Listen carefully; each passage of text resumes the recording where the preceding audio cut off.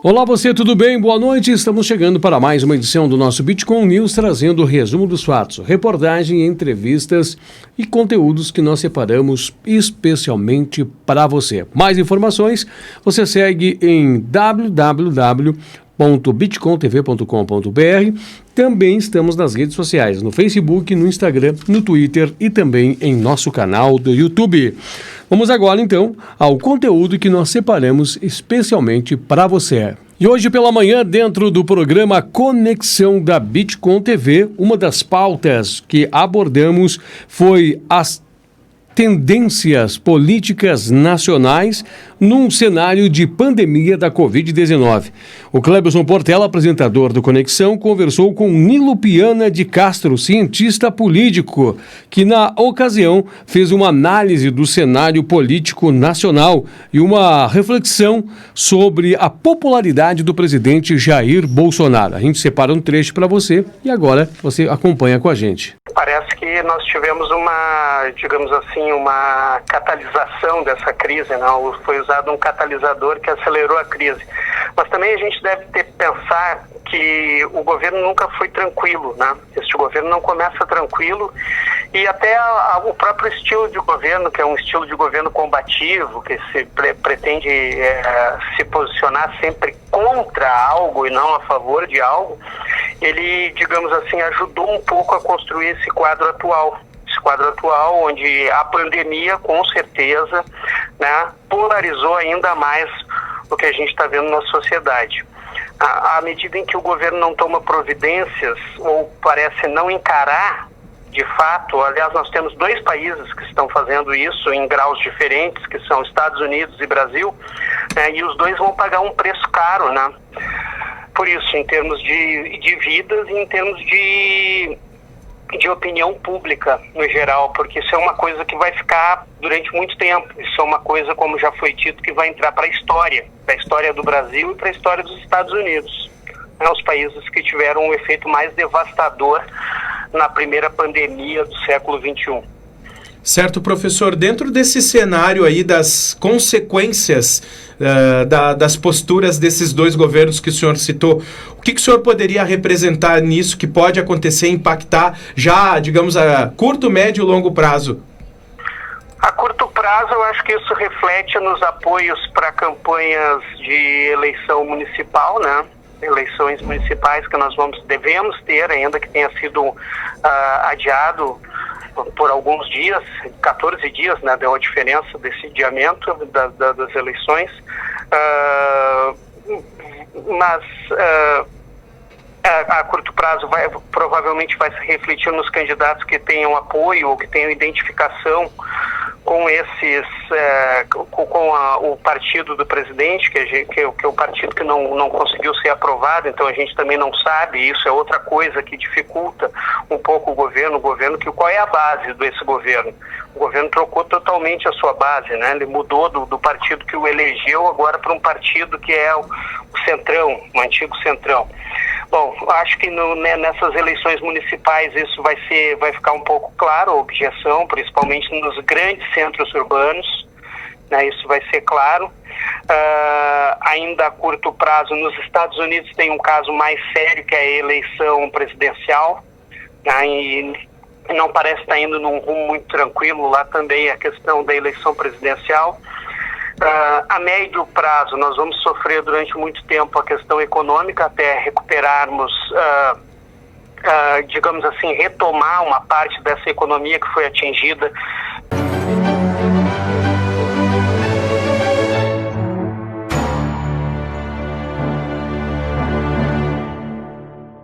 O assunto agora é EAD. 3 letras que significam muito. Ensino à distância, uma nova modalidade que tem servido de incremento para encurtar distâncias e aproximar cada vez mais pessoas das chamadas salas virtuais. O programa Conexão da Bitcoin TV também conversa em entrevista com a Vivi Atarão, vendedora e empreendedora, que apresenta uma nova ferramenta que vem trazer mudanças para este cenário. Para vendedores de alta performance, network, mais vendas de impacto com uma linguagem assertiva e ainda direcionada para essa nova realidade da internet. A gente separa um trecho e você confere junto com a gente. Sim, esse é o grande desafio hoje e uma das coisas que deixa a gente meio preocupado e um pouco triste, porque vendedor não basta tu querer ser, né? Tu tem que ser, e muitas vezes a gente não nasce sabendo que somos vendedores, a gente precisa ao longo da vida perceber isso, e algumas situações ao longo da trajetória faz com que a gente consiga despertar. Isso aconteceu comigo, eu achava que eu não iria vender nunca na minha vida, falavam em vendas para mim, isso lá 18 anos atrás, quando eu ingressei nesse universo, e eu achava que eu não ia vender, e descobri não uma veia, mas uma artéria pulsante em mim. E as pessoas acharem que porque não deu nada certo na vida, vão tentar ser vendedor, acabam se frustrando. E quem sofre é o mercado, porque a gente não pode tratar o cliente como mais um só. Ele é o único, o cliente tem que ser especial quando a gente se propõe a entender as necessidades do cliente. E esse curso veio numa hora muito especial da minha vida, porque eu estou passando por um momento de uma educação transformadora, que é a gente poder descobrir o que tem de melhor dentro de nós, extrair isso para fora, para o universo. E esse curso a gente não quer tratar ele só como mais um curso no mercado. Nós queremos ajudar as pessoas a se transformarem, a extrair de dentro delas o que há de melhor, e parar um pouco de olhar a mesmice que o mercado tem, não tirando a excelência que muitos profissionais hoje, que com muitos eu aprendi, com certeza, mas é fazer com que as pessoas possam realmente ajudar o cliente a gente se posicionar de uma forma muito mais assertiva com o cliente, descobrir a necessidade do cliente, parar de só falar do que a gente faz, mas sim entender o que o cliente busca, extraindo do cliente o que ele busca, a realização de sonhos do cliente, que aí nós vamos conseguir entender e atender com uma melhor solução para ele, né?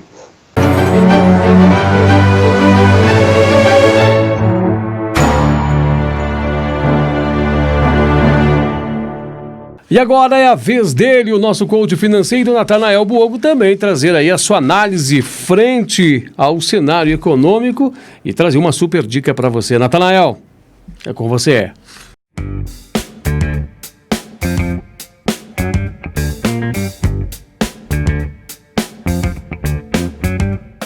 Olá, sou o coach financeiro Natanael Buogo da Inteligência Aplicada e hoje vou ensinar algumas dicas financeiras para jovens.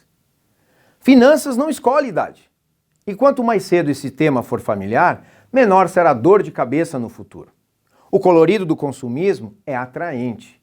E para enfrentar isto, seguem algumas dicas. Coloque tudo no papel para saber como você está. Defina metas a curto, médio e longo prazo. Faça um cronograma financeiro. Comece a investir. Jovem, aproveite sua energia e disposição para construir seu patrimônio do futuro. Se interessou por esse assunto? Entre em contato e vamos trocar uma ideia.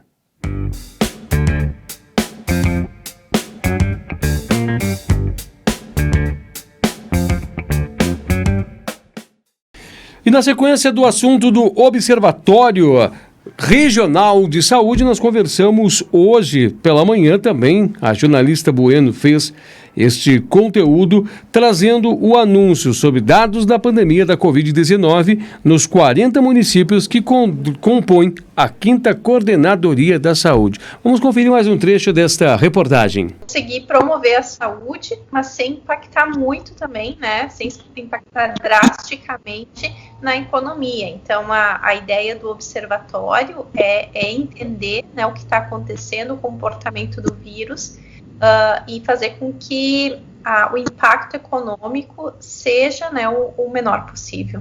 A primeira coisa, né, agora sim emergiu vários problemas técnicos, né, foi a primeira questão, né, a questão da coleta dos dados, ela é uma dificuldade em função de que as bases disponibilizadas pelo Estado, elas não são completas, né, eles têm um acesso e eles fazem um recorte, óbvio, por motivos óbvios, né, por motivos éticos, enfim, né, de sigilo dos dados, eles fazem um recorte e disponibilizam. Então, o primeiro desafio do observatório foi a coleta dos dados, né, de modo automatizado, de modo correto, o casamento desses dados com o que é disponibilizado na planilha do distanciamento social, publicada pelo governo do estado toda semana, e o entendimento das variáveis do modelo, né, porque existe toda uma nota metodológica sobre o modelo do distanciamento social, mas tem algumas coisas que ficam implícitas, né? Algumas variáveis que tu não consegue entender muito bem o que é.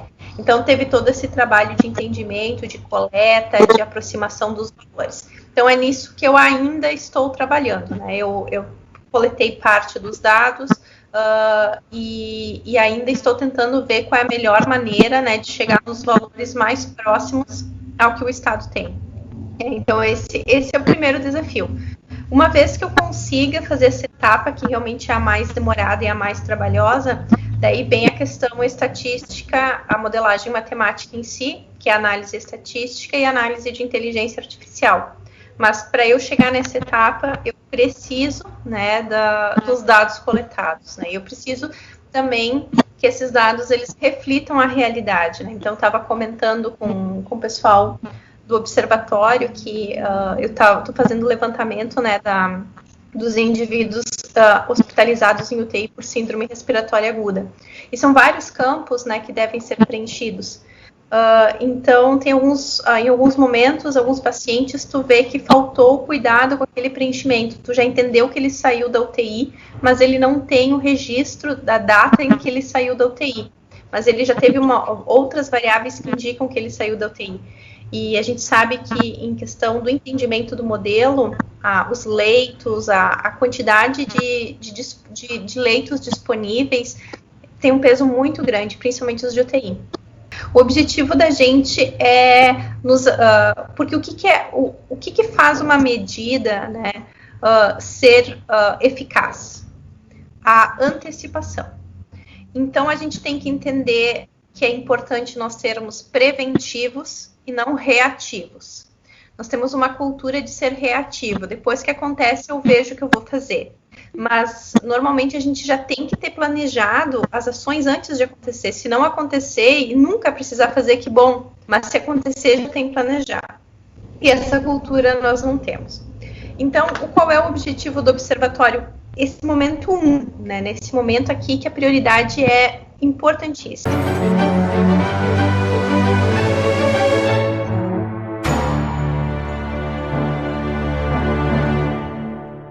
E para nós finalizarmos, vamos falar do quê? Vamos falar da previsão do tempo. A previsão hoje, né? Muito vento e a previsão do tempo destaca mudanças climáticas a partir desta quinta-feira. Temperaturas na máxima da casa dos 17 graus e as mínimas marcando 3 graus. Como é que vai começar tudo isso?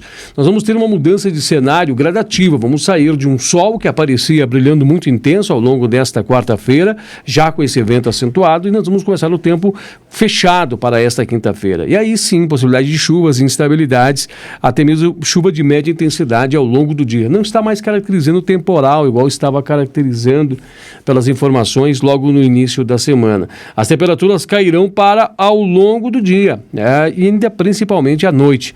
E segundo a previsão do tempo, nós já vamos sentir impactos bastante gelados dessa massa de ar polarizado que está chegando com tudo e empurrando essa massa de ar mais aquecida. Segundo a previsão do tempo, os dados apontam que para quinta-feira à noite nós já vamos estar com temperaturas abaixo da casa dos 5 graus, depois das 22 horas, próximo ao horário da meia-noite. E na madrugada de sexta-feira despencam. Nós podemos ter já temperaturas beirando as sensações térmicas de 0 graus para sexta-feira. Sábado, por enquanto, pode ser que tenhamos temperaturas negativas e, claro, geada, talvez em pontos mais elevados aqui da nossa região serrana. E cabe destacar para você que o domingo também com temperaturas baixas. A princípio, esse finalzinho de junho, início de julho, está marcado com temperaturas baixas e há quem diz que pode haver possibilidade de neve para ser registradas em pontos específicos. Mas a gente vai agir mais cauteloso e vamos aguardar para trazer informações mais precisas no decorrer de nossas programações. O Bitcoin News fica por aqui. Muito obrigado a todos que nos acompanharam. Mais informações, você já sabe, bitcointv.com.br, nas redes sociais. Você também nos acompanha no Facebook, no Instagram, no Twitter e no YouTube. É só pesquisar por Bitcoin TV. Uma boa noite para você e amanhã eu estou de volta.